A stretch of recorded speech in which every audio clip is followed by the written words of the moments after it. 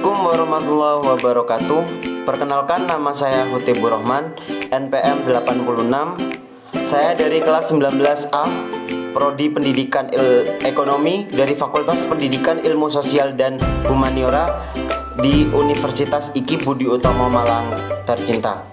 Di sini saya membuat sebuah tugas untuk menjawab soal-soal yang diberikan oleh Bu Putri di pelajaran atau di mata pelajaran pasar modal. Nah, untuk soal yang pertama itu, jelaskan menurut Anda apa alasan itu perusahaan melakukan sebuah reverse split.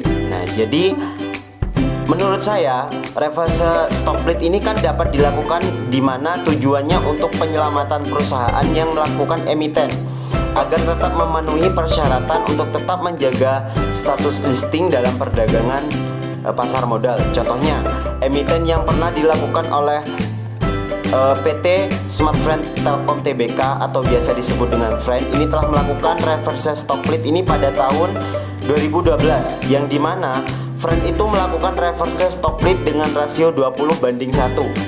FREN atau PT Smartfren Telkom Tbk ini melakukan reverse stock split dengan harga awal saham sebesar 100 per lot itu menjadi 2000 per lot saham pada saat itu.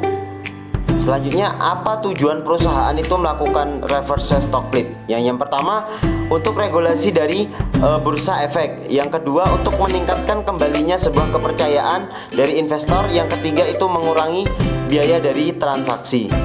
Pertanyaan yang kedua, menurut Anda apakah risk and return itu selalu bersifat linear? Saya jawab, iya. Kenapa? Karena semakin tinggi sebuah tingkat pengembalian, maka semakin tinggi pula risiko yang dialami. Begitu pula dengan sebaliknya. Jadi apabila tingkat pengembalian itu rendah, maka risiko yang dialami oleh seorang investor itu maka akan rendah pula. Di sini juga dijelaskan dalam grafik security market line. Nah, di situ bisa dilihat ya bahwa grafiknya seperti itu. Jadi grafik security market line atau SML ini di atas menunjukkan bahwa adanya hubungan positif antara risk and return. Maka yang mana risk itu ditunjukkan oleh I dalam kurung RP atau expected return portfolio pada sumbu Y, dan risk itu ditunjukkan oleh B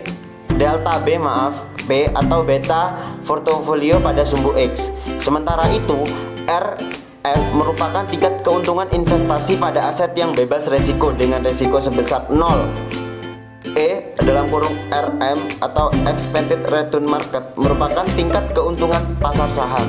Sedangkan beta M atau beta pada pasar merupakan resiko pasar yang menilai 1.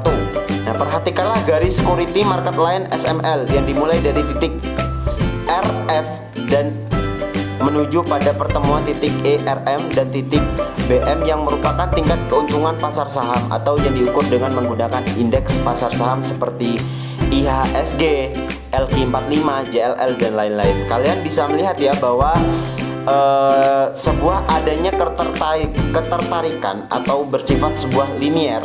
Nah, jadi itu pada security market line ini kalian bisa lihat dengan seksama seperti gambar grafik tersebut ya.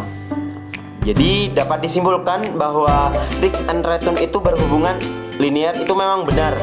Jadi perhatikanlah garis SML. Semakin meningkatnya IRP, maka delta B juga semakin meningkat. Nah, itu ada garis lurus. Jadi semakin tinggi tingkat sebuah resiko, maka pengembaliannya akan semakin tinggi. Atau begitu pula dengan sebaliknya. Pertanyaan yang ketiga itu, mengapa jual beli saham lebih memiliki risiko dibandingkan dengan membeli sebuah obligasi? Yang kita tahu kan saham itu adalah suatu emiten perusahaan yang terbuka dan diperjualbelikan di pasar modal. Dan juga investor itu dapat mendapatkan sebuah keuntungan dari naik turunnya sebuah nilai harga saham tersebut. Sedangkan pada obligasi adalah surat utang suatu perusahaan yang imbal baliknya berupa bunga.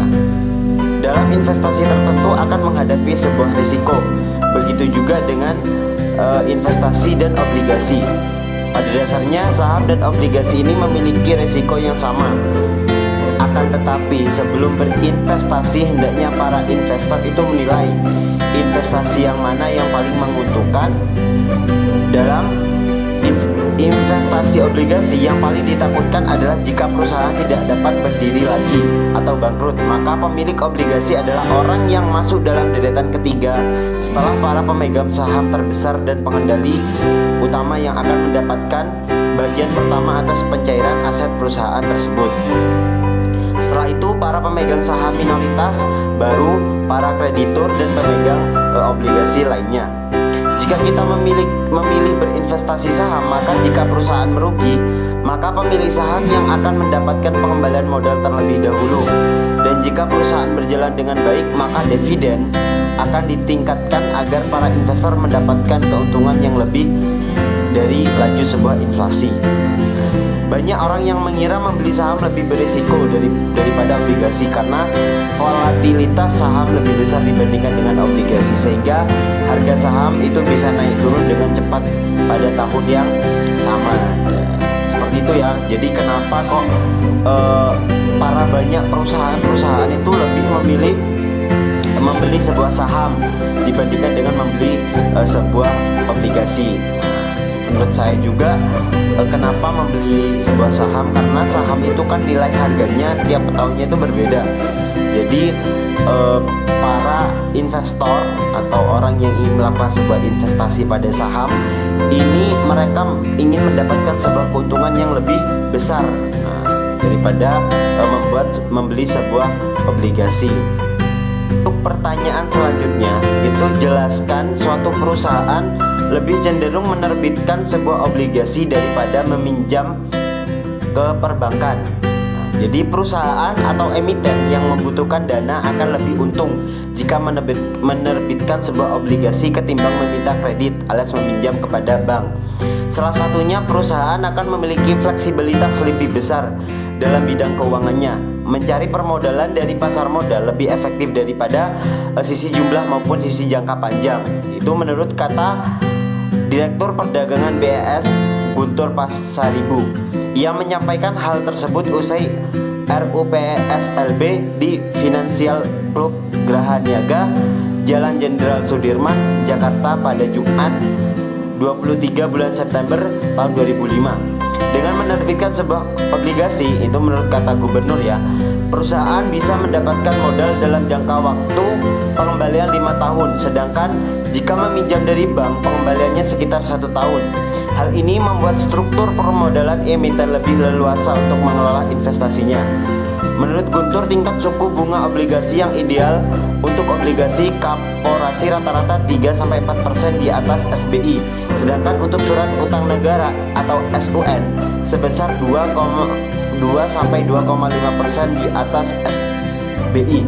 Guntur menyarankan agar perusahaan yang akan menerbitkan sebuah obligasi tidak memberikan tingkat bunga yang terlalu tinggi agar tidak memberatkan kepada sebuah perusahaan tersebut. Karena terlalu tinggi bunganya bagi emiten juga berat, nanti performa juga jelek. Hal ini berpengaruh ke harga saham. Itu menurut Guntur.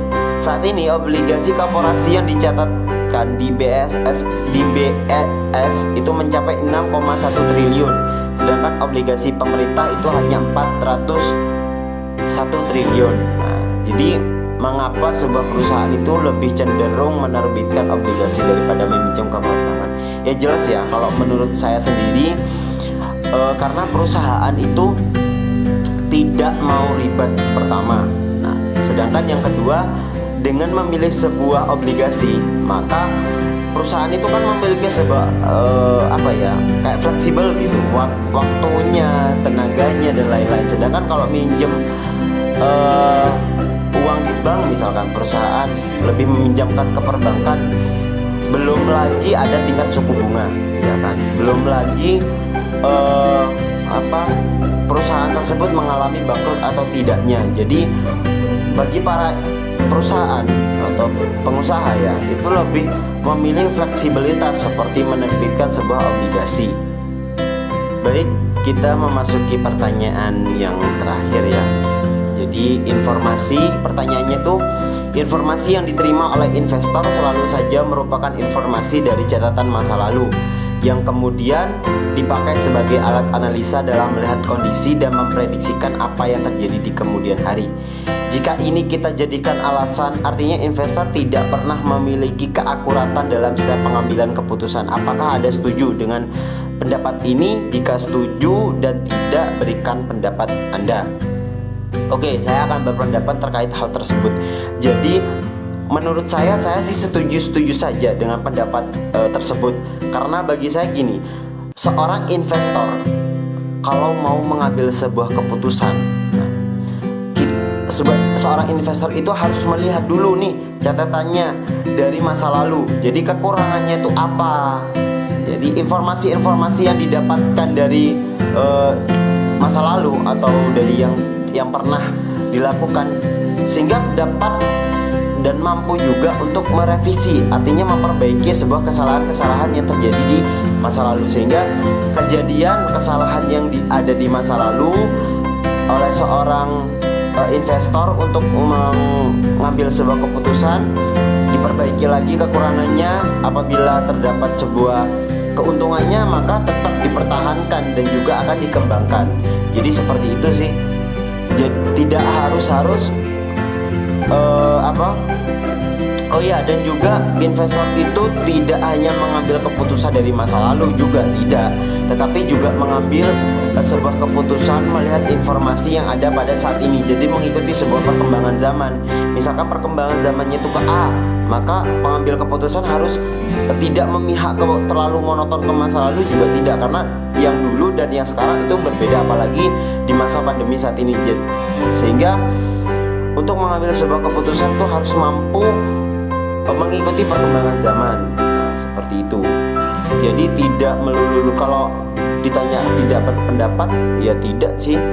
Tidak pendapat, saya maka sependapat dengan informasi yang tersebut. Jadi harus melihat dari catatan masa lalu, kita harus menganalisa lagi, dan sehingga kita dapat memprediksi nih, oh ya kekurangannya itu di situ, nanti kita akan segini, begini dan begini.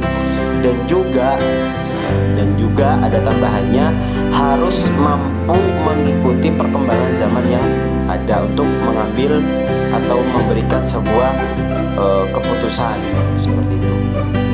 Baik, itulah yang bisa saya sampaikan. Kurang lebihnya mohon maaf. Jangan lupa ya, karena ini saya uploadnya di YouTube. Jangan lupa untuk bagi yang melihat, jangan lupa pencet tanda like karena gratis, dan juga ya subscribe lah, walaupun gak jadi youtuber. Terima kasih kepada Bu Putri atas bimbingannya selama 1 semester ini. Semoga jawaban-jawaban yang telah saya paparkan dapat mampu memperbaiki sebuah nilai yang kemungkinan terdapat sebuah kekurangan, maka dengan adanya tugas video ini dapat mampu memperbaiki. Kurang lebihnya mohon maaf. Wassalamualaikum warahmatullahi wabarakatuh.